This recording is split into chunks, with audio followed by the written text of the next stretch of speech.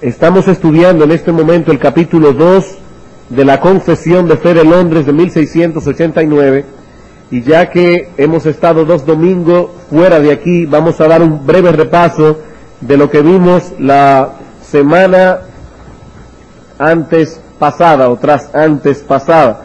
Nosotros comenzamos viendo los atributos de Dios,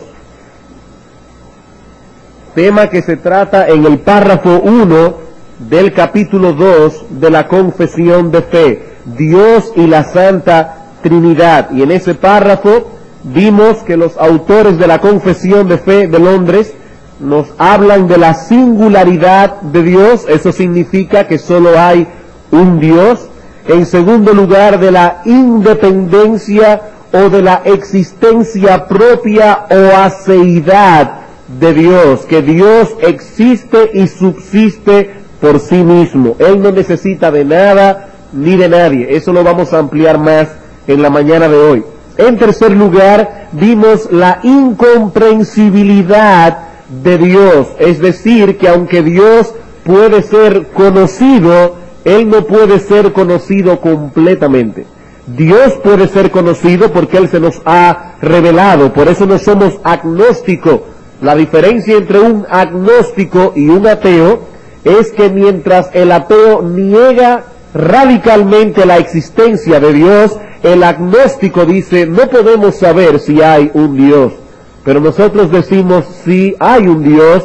Ese Dios se ha revelado a través de la creación, ese Dios se ha revelado a través de su palabra, y nosotros podemos conocerle salvíficamente. Nosotros podemos entrar en una relación de pacto, de compañía, de comunión con Él, a pesar de que ni aún la eternidad bastará para poder conocer a Dios completamente.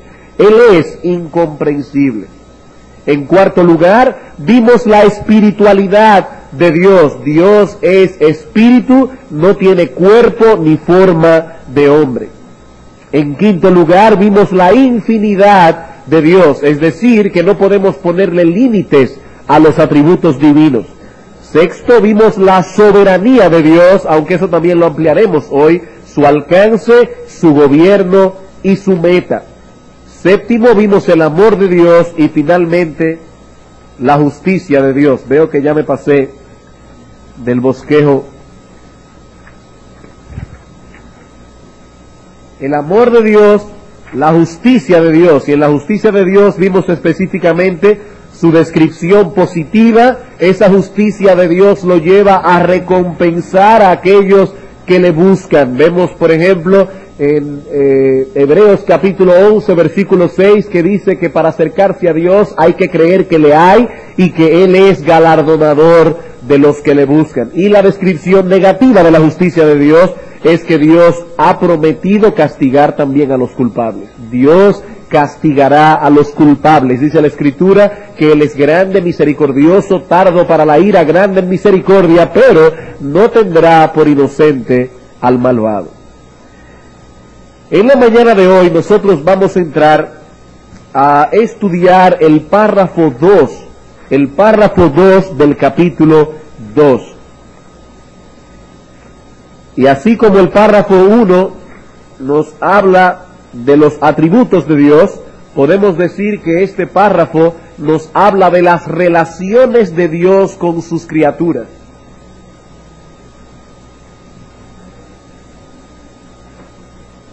Las relaciones de Dios con sus criaturas. Dios creó un universo, pero Él está separado de ese universo. ¿Por qué decimos esto? Porque algunas personas dicen, bueno, Dios es todo, todo es Dios. Esta flor es Dios, este árbol es Dios, aquella persona es Dios. No, hermanos, Dios es Dios, su creación es otra cosa. Y Dios tiene una relación especial con su creación. Y lo que vamos a ver en esta mañana, si el tiempo nos da, entraríamos al párrafo 3, pero dudo mucho que el tiempo nos dé.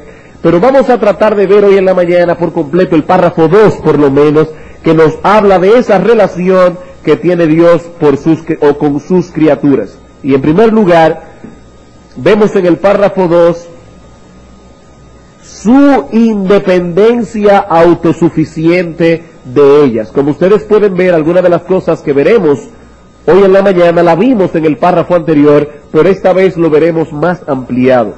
Su independencia autosuficiente de ellas. Vamos a nuestra confesión. Dice: Dios posee en sí mismo y por sí mismo toda vida, gloria, bondad y bienaventuranza.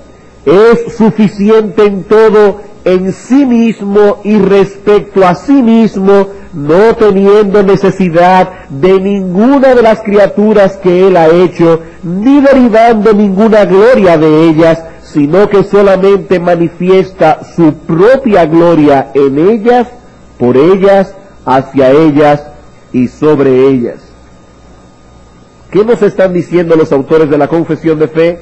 Que Dios no necesita nada ni nadie para existir o para su propia bienaventuranza y dicha. Dios es dichoso y bienaventurado en sí mismo.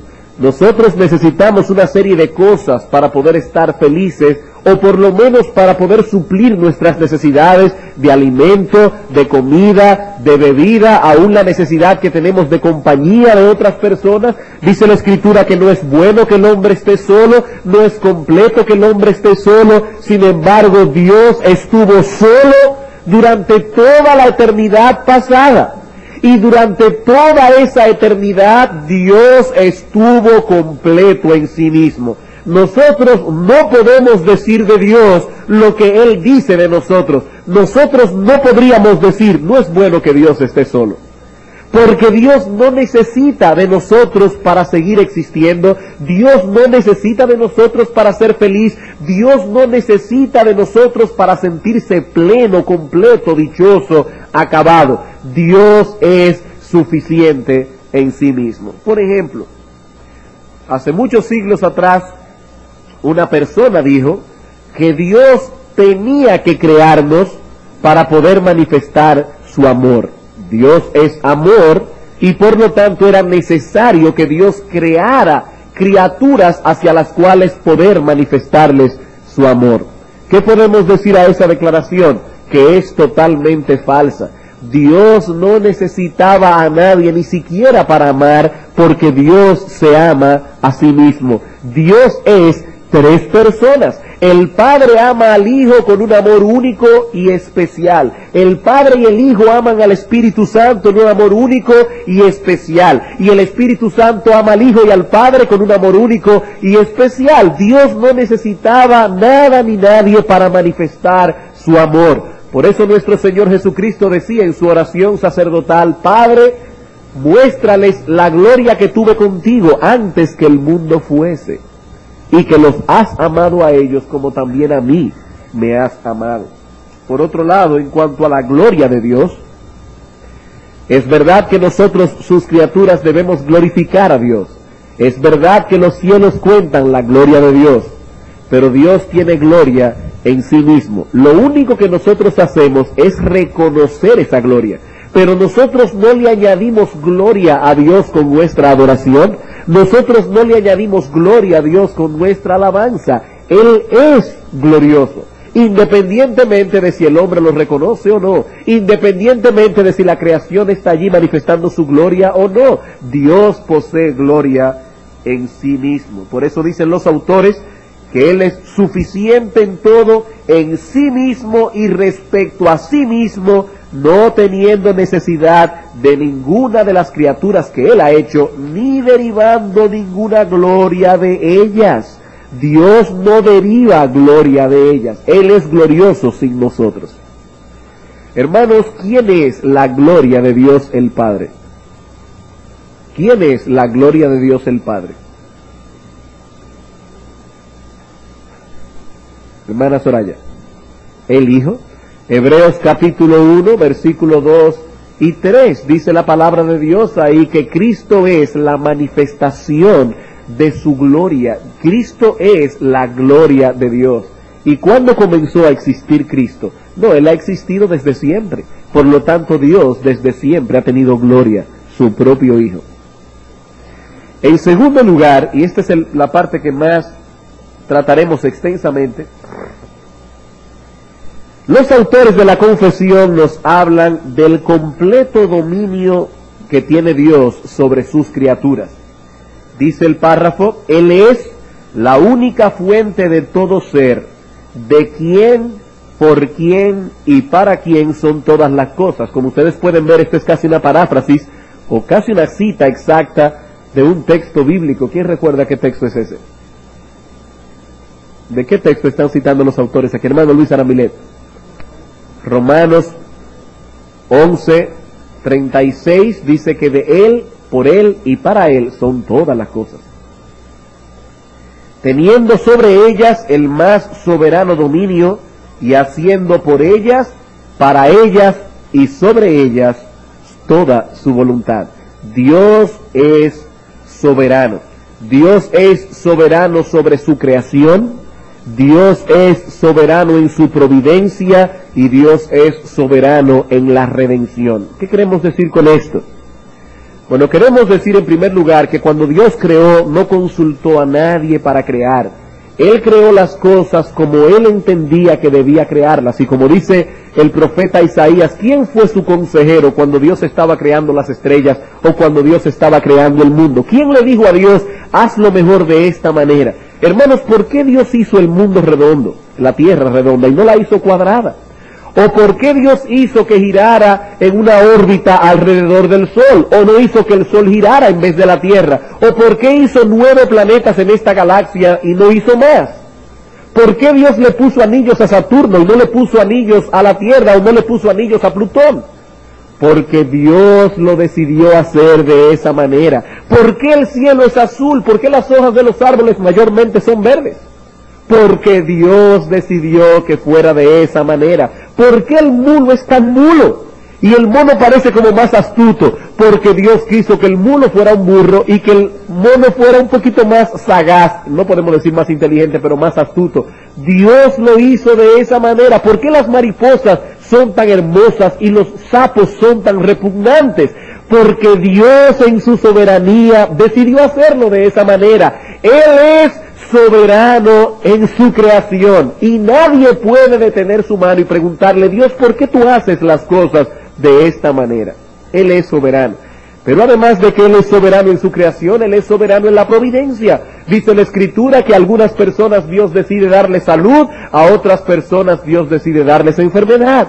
Dice Primera de Samuel capítulo 2 que a algunas personas Dios las enriquece y a otras personas Dios las empobrece. ¿Por qué? Porque Él es soberano. Dice la Escritura que a algunas personas Dios les da el tener hijos y a otras personas Dios les cierra la matriz, y no necesariamente porque Dios esté emitiendo juicio sobre tal persona, sino porque Dios es soberano.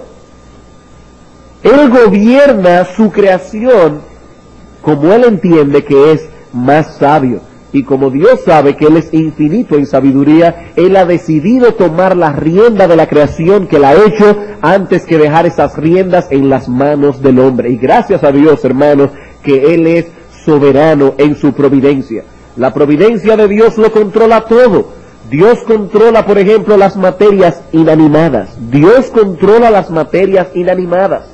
Dios puede hacer que caigan rocas en un lugar, como pasó muchas veces en el Antiguo Testamento. Dios puede mover el granizo. Dios puede hacer que no caiga lluvia. Dios en su providencia controla la materia inanimada. Dios en su providencia controla las criaturas irracionales.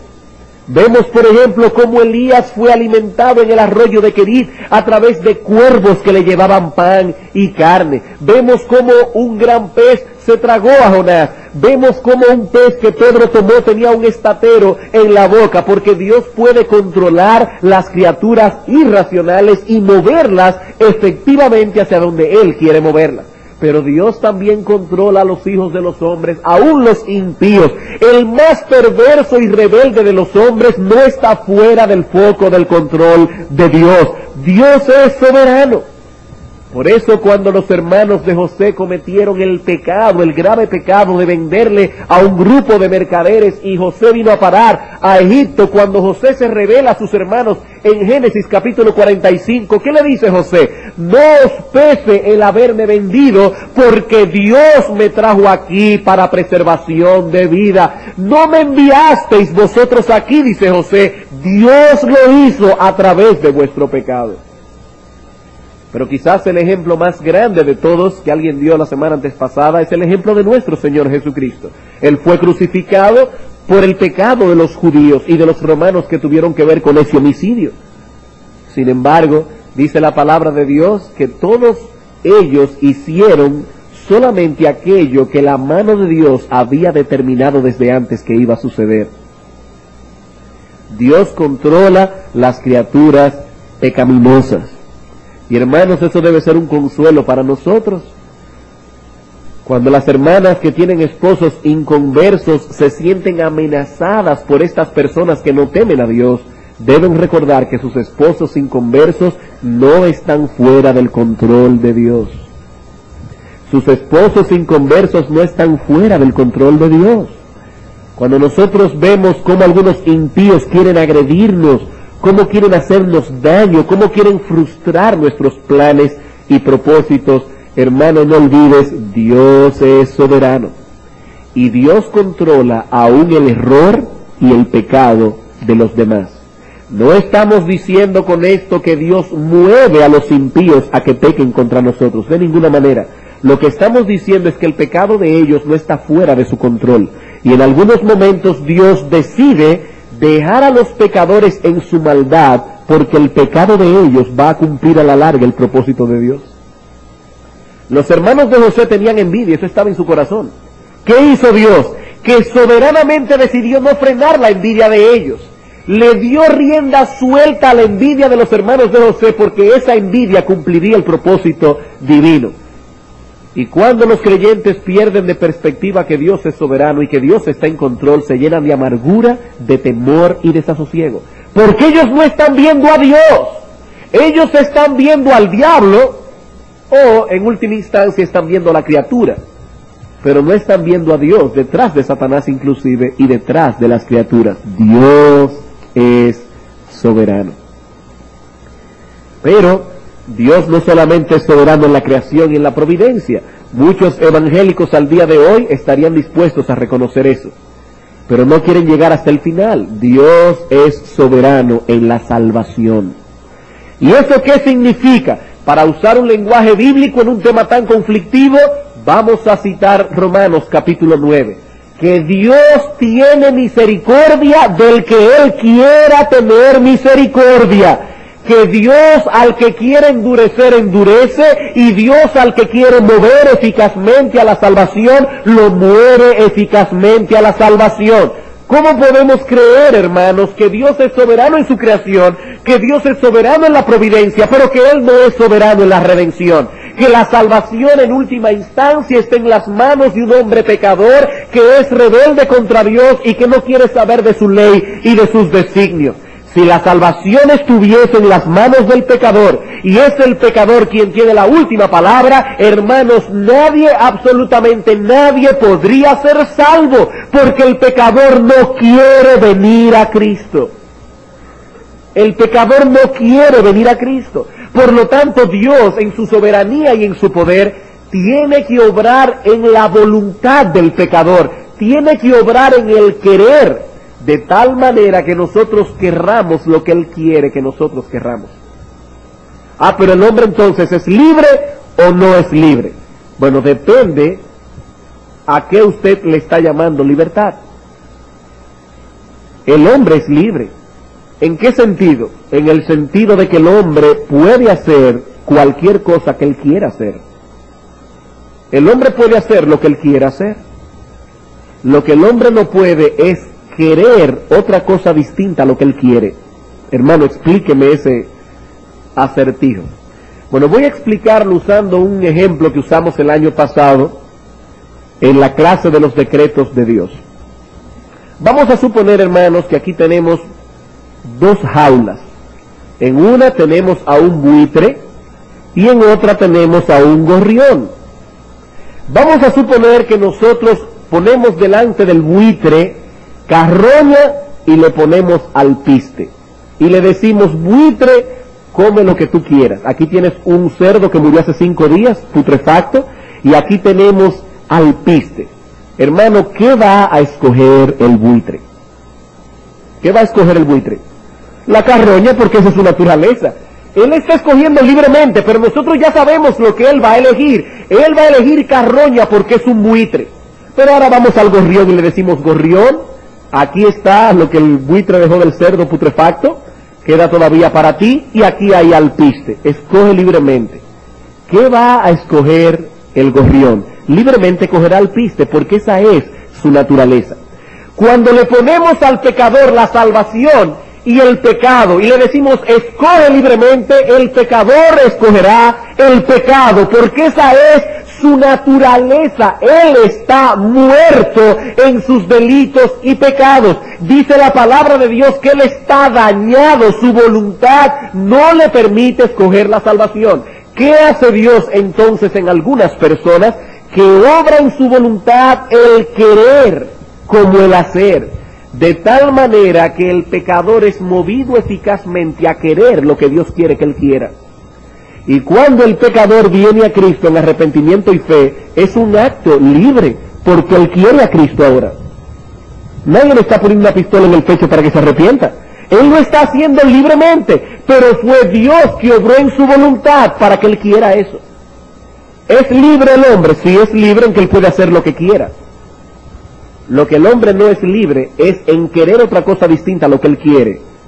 En otras palabras, usando el mismo ejemplo, un gorrión no puede decir, de ahora en adelante me voy a hacer buitre y voy a comer carroña. No, porque eso no está en su naturaleza. Lo mismo que el buitre no puede decir, de ahora en adelante voy a coger una dieta vegetariana.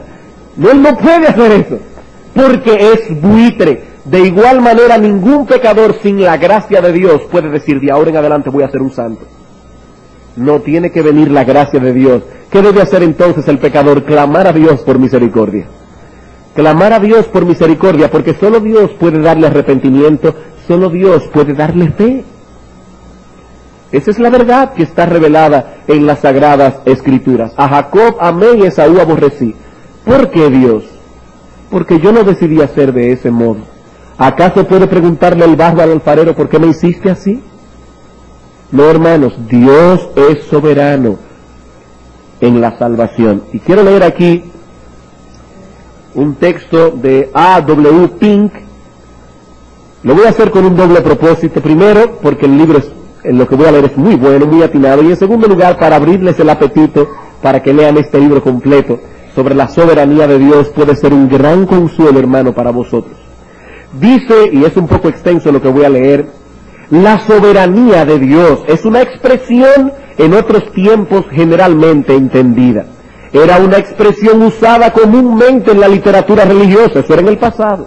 Era un tema frecuentemente expuesto en el púlpito. Era una verdad que consolaba muchos corazones y daba virilidad y estabilidad al carácter cristiano. Pero actualmente, mencionar la soberanía de Dios es, en muchos sectores, hablar en lengua desconocida. Si anunciáramos desde el púlpito típico de hoy que el tema de nuestro sermón sería la soberanía de Dios, nuestro anuncio sonaría como algo totalmente ininteligible, como si hubiésemos sacado la frase de una de las lenguas muertas, como si estuviésemos hablando sánscrito o algo así.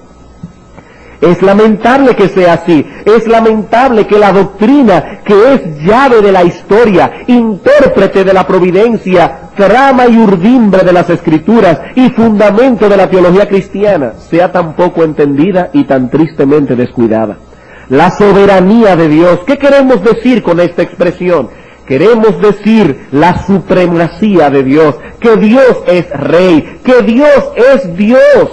Decir que Dios es soberano es declarar que es el Altísimo, el que hace todo conforme a su voluntad en las huestes de los cielos y entre los habitantes de la tierra, de modo que nadie puede detener su mano ni decirle ¿qué haces? Daniel 4:35.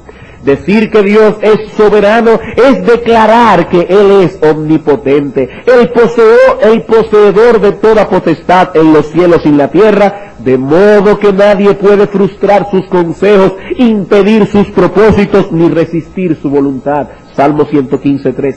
Decir que Dios es soberano es declarar que Él se enseñoreará de las gentes. Salmo 22:28. Levantando reinos, derrumbando imperios y determinando el curso de las dinastías según le agrada. En estos días estamos todos pendientes a las elecciones del martes 3 de noviembre. Se va a elegir un nuevo presidente. Bueno, no sabemos todavía si será nuevo, pero viene un nuevo periodo presidencial en la historia de los Estados Unidos.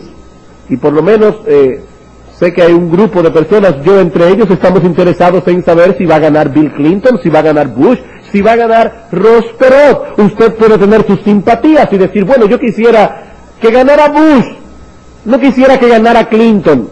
Bueno, esa es su simpatía y usted puede orar a Dios por eso. Pero hermanos, gane el que gane, Dios es soberano. Decir que Dios es soberano es declarar que es el solo poderoso, Rey de reyes y Señor de señores. Tal es el Dios de la Biblia. Pero ahora sigue diciendo Pink, ¿cuán diferente es el Dios de la Biblia del Dios de la moderna cristiandad? El concepto de la deidad que hoy predomina más ampliamente aún entre los que profesan estar atento a las Escrituras es una pobre caricatura, una patética parodia de la verdad. El Dios del siglo XX es un ser impotente, frágil, que no inspira respeto a nadie que tenga dos dedos de frente. El Dios del sentir popular es la creación de un sentimentalismo lacrimoso.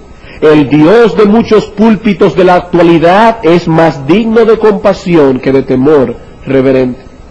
Y aquí cita Pink en una nota, dice, años atrás, un predicador evangélico de reputación nacional visitó la ciudad en que estábamos entonces y oímos cómo en el transcurso de su mensaje repetía incesantemente, ¡pobre Dios! Oigan eso, ¡pobre Dios! Y dice Pink, ciertamente él era el que estaba necesitado de lástima y compasión, no Dios, el predicador. ¿Cómo que pobre Dios? ¿Cómo que pobre Dios?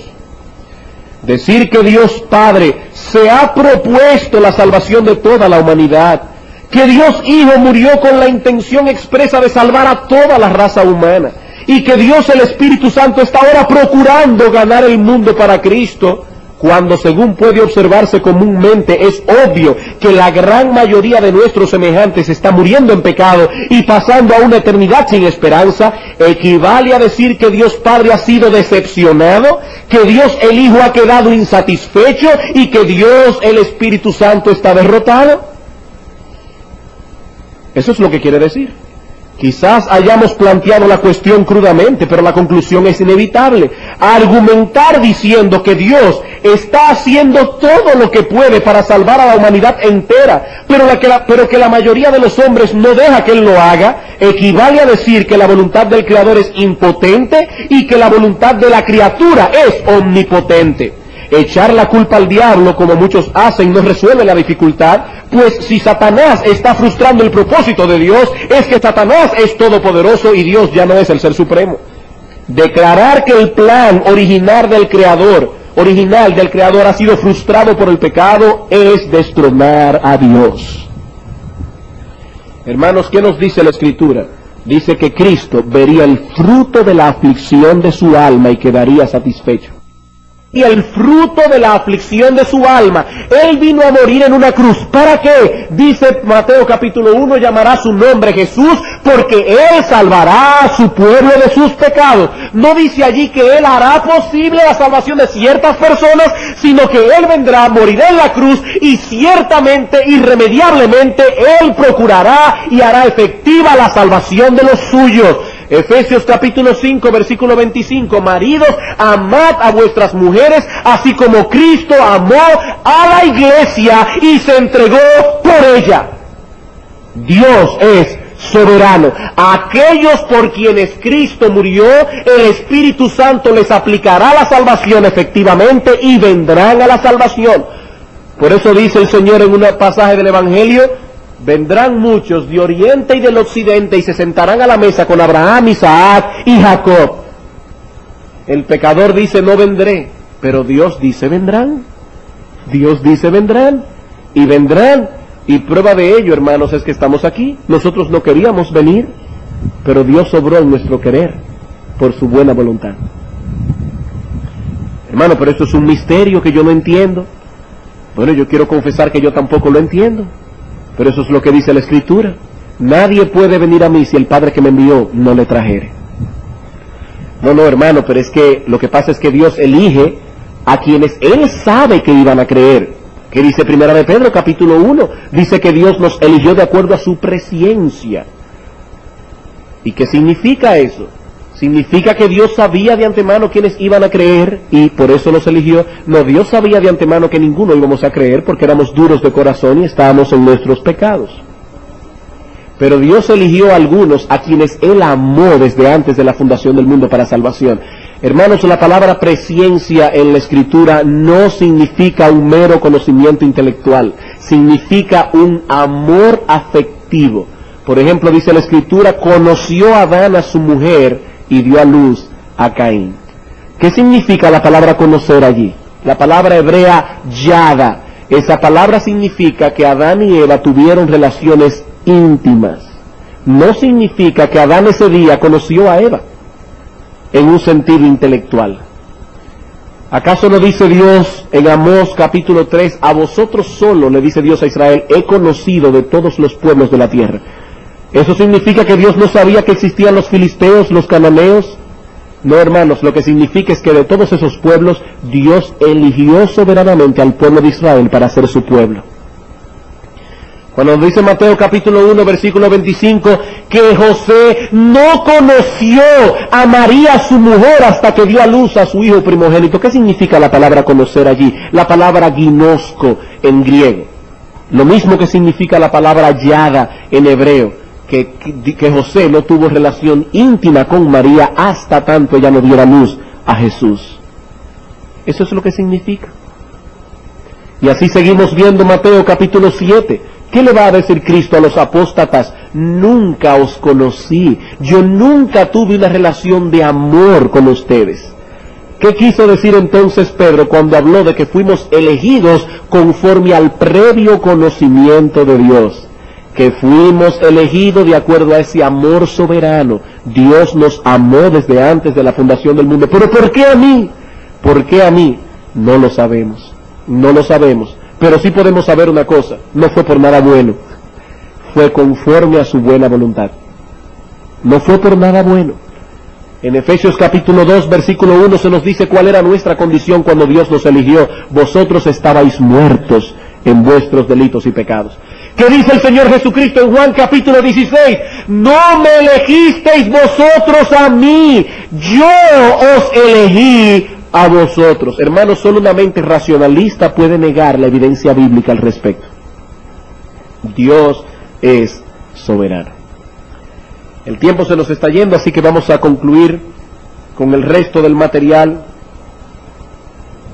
No solamente nos dicen los autores que Dios es independiente de sus criaturas y que es soberano sobre ellas, sino que tiene un completo conocimiento de ellas. Dice, así como Dios ha designado a los elegidos para la gloria, de la misma manera por el propósito libre y eterno de su voluntad, ha preordenado también los medios para ello. Perdón, no, yo me pasé, yo decía, esto no me cuadra. Bien, vamos atrás, una página. Todas las cosas están abiertas y manifiestas delante de su vista, estoy en la página 6, su conocimiento es infinito, infalible e independiente de toda criatura, de modo que para él no hay ninguna cosa contingente o dudosa. Eso significa sencillamente que Dios lo sabe todo, Dios lo sabe todo.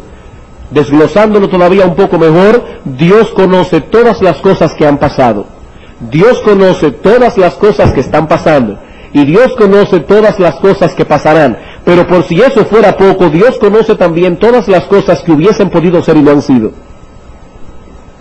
Vamos a Primera de Samuel, capítulo 23. Por eso nos dicen los autores que Dios conoce las cosas contingentes o dudosas. Algo contingente es algo que podría pasar, que nos puede tomar de imprevisto, pero para Dios no hay imprevistos.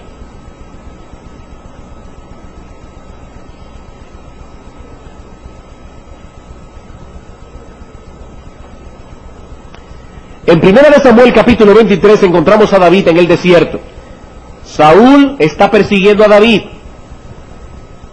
Y dice en el versículo 8 que Saúl convocó a todo el pueblo a la batalla para descender a Keila, porque David se había escondido en esa ciudad y Saúl se enteró del asunto. Versículo 9. Mas entendiendo David que Saúl ideaba el mal contra él, dijo a Abiatar el sacerdote: trae el efod.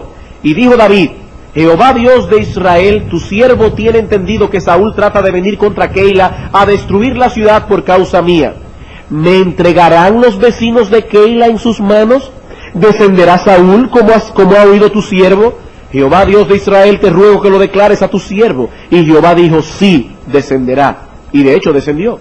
Dijo luego David: ¿me entregarán los vecinos de Keila a mí y a mis hombres en manos de Saúl? Y Jehová respondió: os entregarán. Ahora voy a hacerles una pregunta. ¿Finalmente los vecinos de Keila entregaron a David? No lo entregaron. ¿Por qué? Porque salió huyendo. Cuando Dios dice os entregarán, Él está diciendo: si se quedan, eso es lo que ellos van a hacer. Pero David no se quedó y ellos no pudieron entregarlo. Pero Dios sabía lo que hubiera podido pasar, aunque no pasó. Lo mismo vemos en Mateo capítulo 11, los versículos 20 al 24, donde Cristo le dice: ay de ti, Capernaum, porque si en Tiro y en Sidón se hubiesen hecho los milagros que se hicieron en vosotras, ¿se hubiesen arrepentido? Ahora, ¿se arrepintieron? No se arrepintieron, pero Cristo dice: ellos se hubieran arrepentido. Él lo sabía. Cristo sabe hasta las cosas que pudieran haber podido pasar y no pasaron. Por eso, hermanos, es que podemos confiar en los planes de Dios. Nosotros hacemos planes, pero no podemos calcular las contingencias, cosas que ocurren que no estábamos esperando. Pero cuando Dios decide una cosa, Él ya sabe todas las posibilidades infinitas y escoge el mejor plan. Escoge el mejor plan. Hermano, si tú mides 6 pies 4 pulgadas, o si tú mides 5 pies 4 pulgadas, Dios tenía en su mente todas las posibilidades infinitas de la estatura más adecuada para ti, y Él eligió la mejor. Ay, pero es que yo hubiera querido tener los ojos verdes y ser blanco, rubio y alto. No, pero Dios decidió que fueras pequeño, con los ojos negros, el cabello negro y la piel de otro color. Y eso es lo que era mejor para ti. Dios tenía todas las opciones en su mente y eligió de todas la que era mejor para ti. Dios es soberano y lo conoce todo. Lo conoce todo. Por otro lado, vemos también aquí la absoluta santidad de Dios sobre sus criaturas. Es santísimo en todos sus consejos, en todas sus obras y en todos sus mandatos. ¿Qué quiere decir eso? Que todo lo que Dios hace es conforme a su carácter, y Dios es santo, justo y bueno. Algunas personas nos preguntan: ¿los niños que mueren en la infancia son salvos, sí o no? A eso respondemos como siempre hemos respondido: no lo sabemos. Pero sí sabemos una cosa: sea cual sea la decisión que Dios haya tomado en ese caso, su decisión es santa, justa y buena. Sea cual sea la decisión que Dios haya tomado. En Génesis capítulo 1, versículo 31, dice que Dios vio todo lo que había hecho, y aquí era bueno en gran manera. También puedo citar el Salmo 145, versículo 17, no lo vamos a buscar ahora, pero dice que todas las obras de Jehová son justas. Y finalmente, encontramos aquí sus derechos intrínsecos sobre las criaturas. Siendo Él el creador de los hombres y de los ángeles, estos le deben a Él toda adoración, servicio y obediencia, y cualquier cosa que Él pudiera demandar sobre ellos. Dios tiene derecho a gobernar nuestras vidas, y por lo tanto Él merece toda adoración, Él merece toda obediencia. Cualquier cosa que Dios pida de sus criaturas, las criaturas deben hacerlo, porque Él se lo merece, porque Él es el creador. Por eso dice el Señor Jesucristo que después que hayamos obedecido todo lo que teníamos que obedecer, ¿qué debemos decir? Siervo inútiles somos, porque lo que debíamos hacer, hicimos. Eso era lo que debíamos hacer. No había opción para nosotros. Me fue de mucho testimonio en esta semana escuchar a una hermana dando un testimonio de lo que pasó en su vida, y ella decía que cuando tenía una teología incorrecta, ella pensaba que Dios le estaba llamando al campo misionero, pero en el interín conoció a un hermano piadoso con el que ella quería casar y al cual su corazón se sentía inclinado. Ella dice, aún en su teología incorrecta, ella decía, si Dios me quiere como misionera, yo tengo que sacrificar mi amor por esta persona, porque Dios es soberano y yo no tengo opción. Hermanos, cuando Dios nos muestra su voluntad, no hay opción. Dios dice esto es así y yo no tengo que hacer más nada que obedecer, no hay opción. Y debemos hablar a nuestra alma y decirnos eso todos los días, yo no tengo opción. Dios es soberano, Dios me creó para su gloria, Dios me creó para Él. Y lo único que yo puedo hacer es vivir conforme a su santa y perfecta voluntad. Yo no tengo opción. Hermanos, no tenemos opción, no la tenemos. En el momento que tomamos otra opción, nos estamos convirtiendo en Dios nosotros mismos. Nos estamos creyendo que tenemos derecho a dirigir nuestro destino. No tenemos opción, no tenemos opción. Como veremos esta mañana en la prédica del pastor Eduardo, Dios ha dado principios muy claros para que nosotros podamos conocer su voluntad, y nosotros no tenemos opción. Dios es soberano. A algunas personas estas doctrinas lo inquietan, a los creyentes estas doctrinas lo llenan de consolación, Nosotros creemos en un Dios que tiene el mundo en sus manos, y eso, hermanos, debe movernos a adorarle y a confiar plenamente en Él. No hay tiempo para preguntas, el tiempo se nos fue. La semana próxima nosotros pasaremos a considerar la Trinidad de Dios. Les aconsejo que vengan bien despiertos y desayunados para poder entrar a considerar esas cosas y orar al Señor que nos dé reverencia, porque allí sí que estaremos pisando terreno sagrado. Vamos entonces, hermanos, a orar para pedir al Señor que grabe estas verdades en nuestro corazón y que nos prepare para el culto de adoración. Vamos a orar.